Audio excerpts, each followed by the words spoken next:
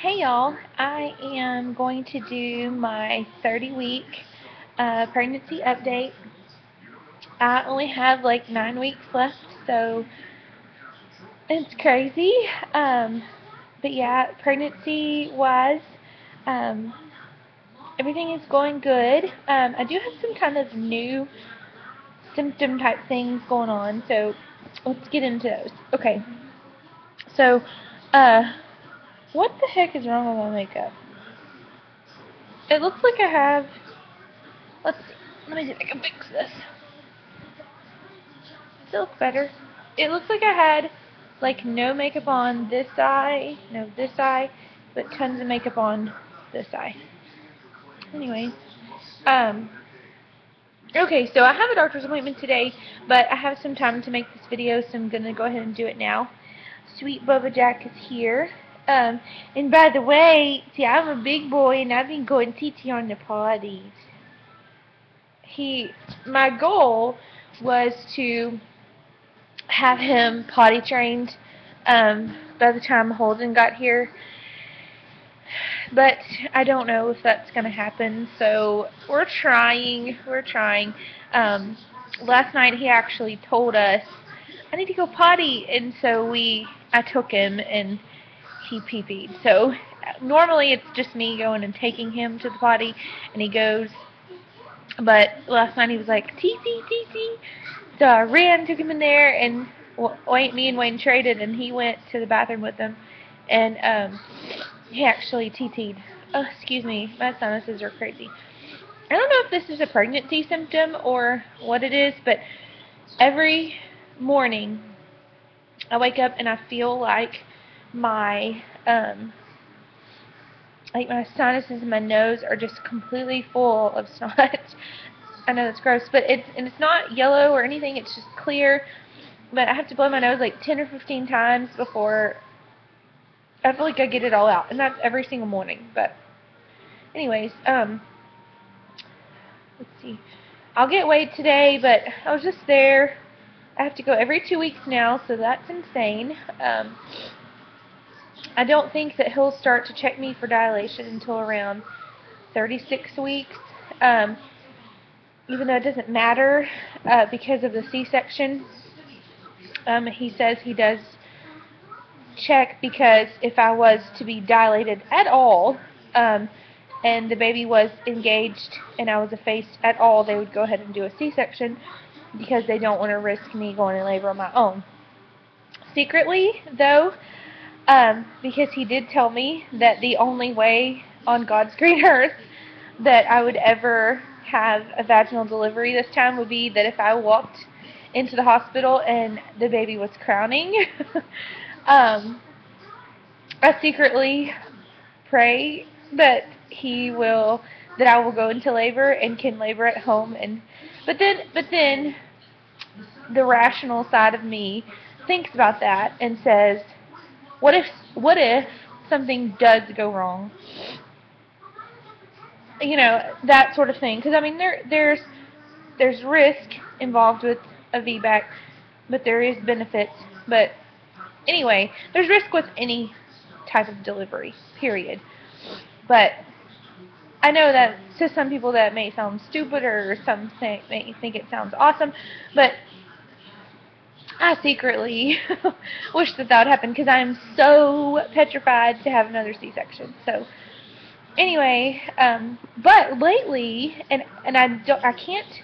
I went back and looked at my pregnancy journals and looked at things, and I've never ever had this happen with any of my pregnancies. I know what a Braxton Hicks contraction feels like. I know that because I've had that with my previous pregnancies. But I also know what a contraction feels like. I know what a natural contraction feels like, and I know what a Pitocin-induced contraction feels like. For probably the last 2 weeks, I have, for maybe like an hour each day, I will have true contractions for an hour.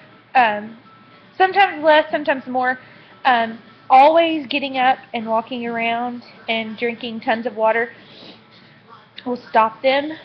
But I tried this. If I lay there or sit there and just let it go, they will get worse and they will continue. Now, I know, just because I know myself, this is my third child, that it is a regular contraction. It's not a Braxton Hicks.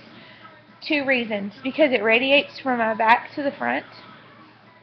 I feel pressure, and I feel like I have to go to the bathroom halfway through the process. Like, not TT, but number 2. And, excuse me, I'm sorry. Um, I like those are the things that are my signs to tell me that they're real contractions. When I have a Braxton Hicks contraction, my belly just gets hard and I just feel tightening. That's all that I feel. So that's how I know the difference is. I did tell my doctor that last week. He didn't seem concerned. He said that, third baby, your body knows what it needs to do. As long as it doesn't progress for longer than that, you can't, and he said if you can stop them, then, it's not true labor. Anyway, it's just very weird that this time around, when I know that I'm having a C-section, that I would have all of this real contraction issues. Second thing that's been going on lately is I have been leaking tons of, to me, colostrum. I guess it's colostrum or I don't know what it is, but I've been leaking crazy. Like, I had to put breast pads in my bra the other day, and I actually, like, it was so weird. Like, I woke up that morning and I got the kids ready, and I think it was Sunday, and I did a whole bunch of things, and my boobs just felt like hot and huge and just like gross. And so I put a sports bra on over my regular bra because my boobs just felt so full and so heavy. Well, it didn't feel like a normal letdown, like when you're breastfeeding, like a normal letdown, but it felt kind of like one. And I was like, what is that? And like felt warm in my bra, and I was like full blown just like droplets leaking. And I was like, holy crap. So I went and got breast pads, and I say it probably like didn't just, it wasn't spewing or anything, but leaked for a good 2 or 3 hours. And then I went ahead and changed the breast pads and left some in there for the rest of the day, and they had a little bit dried on them. And so when I take my bras off every single day, I'm having to wash them because there's always little spots in them, which is a good thing, because I don't know if I have talked about this very much, but my ability to breastfeed Edison was a very hard, I didn't talk about it a lot, but I might need to do a whole separate video, but it was very hard. He was a very demanding baby as far as food. And if you've ever felt this, and I'm sure you have, he would drain me, like drain, and trying to still nurse a baby that is starving when you're drained and have nothing there, it hurts so bad. And so I just couldn't keep up my supply. Now, I've been doing tons of research, and I do have several things that I'm going to try differently this time. I will show y'all probably. I've ordered a vitamin that is like a postpartum, like prenatal type vitamin that's made for lactation, and I'll show y'all when it comes in. And it's supposed to help your supply and help, just give you the things that you need. I know this from last time, that I am the type of person that has to drink lots and lots and lots of water when they're nursing. I could tell a dramatic difference in the amount of breast milk that I would produce if I did not drink the proper amount of water. So I already know that, excuse me. So I'm prepared for that. But I am going to do all sorts of little things to try to boost my supply. Holden may be completely different than Edison. Edison was just a huge eater. He still is a huge eater. It's just, or drinker, I should say. So I don't know. It probably will be completely different for Holden, but I'm preparing myself like it's going to be the same way. The only thing I have not gotten so far is the breast pump. I had a horrible breast pump with Edison. I don't want to do that again. I've been trying to find a really nice used Medela, and I can't find one. And it's just so heartbreaking to go spend that much money, but I know it will be beneficial to spend that much money on a new one, but it's not what I want to do. But if I can't find one, say a couple weeks before the baby comes, I'm going to have to just go get a new one. So, yeah, if anybody wants to sell their really awesome Medela breast pump, send me a message. Anyway, but yeah, other than that, sleeping is becoming it's a lot harder. My hips are going numb every way that I lay. Laying on my back, if I do lay on my back, I have to prop myself up quite a bit because it's just like I feel like I can't breathe when I lay on my back. And are you dancing, Bubba? You dancing? Hi, sweet baby. Anyways, where is your meow? Oh, it's on the counter. Go get it. So yeah, and I love sleeping, but I know I just need to get used to the not sleeping thing. But also, I am trying to find the best solution and situation for the boys' nursery. Initially, I wanted to have them.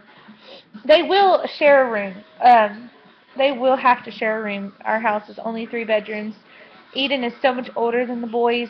She's another gender. She needs her own room. Plus, when her sister, my stepdaughter, is here, she has to be in there. So, I see it. So, they will always share a room. And Wayne and I, we are going to get bunk beds because of the size of the room. It's only a 10 by 11 room. So, but right now, the way that it's set up with the 2 cribs in there, it's just really crowded, and I'm really hoping to try to get some of these toys out of my living room and put into his bedroom because Edison's liking to go into his bedroom and play and, kind of not be he likes that. So, I think we are probably going to move Holden's crib into our room. Our room is quite a bit bigger. It's a 16 by 14 room. Or 16 by 20, I'm sorry, I think. It's quite a bit, our room is quite a bit larger. It's probably double, almost, than his room. And I have an area that I could put his crib and, everything would be okay. And I think I'm going to do that. And I am perfectly fine with him being in our room, in his crib, for even up to the first year. I'm totally fine with that because he's still going to be in his own space. He's not going to be in the bed with us. And I even may set up the pack and play also at the end of our bed. I have plenty of room for that, for changing purposes, so I don't have to go into Edison's room in the middle of the night and maybe wake him up, because I really think it's important for him to have his own space and, he not be too disrupted by the fact that there's a new baby in the house, and, that I don't want him to be affected by that. So I think that's what I'm going to do. I'm not 100% sure, but I am going to kind of show y'all a little progress as we get things moved around. A really wonderful friend of ours gave us, she had some amazing little boy baby bedding that is just precious. And I'm not all for themes or anything, but it's just browns and blues, and it's adorable and it's wonderful. She gave it to us. She's also having another baby, but her 3-year-old, it was his. And she wanted to do a whole different thing, so she gave us this, and it is so beautiful. So I can't wait to get all of that set up, and I'm just nesting like ridiculous. And it's driving me insane because I feel like I can't sit down.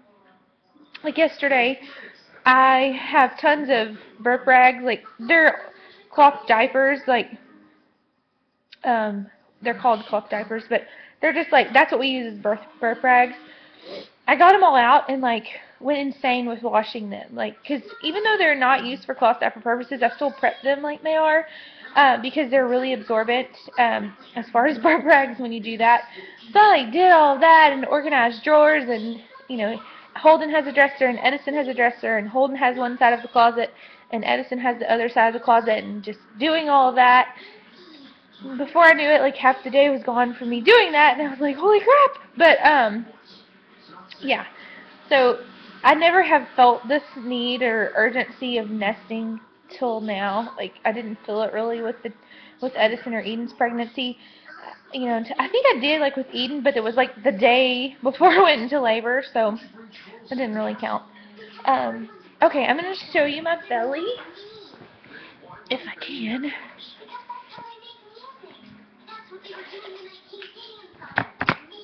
Alright.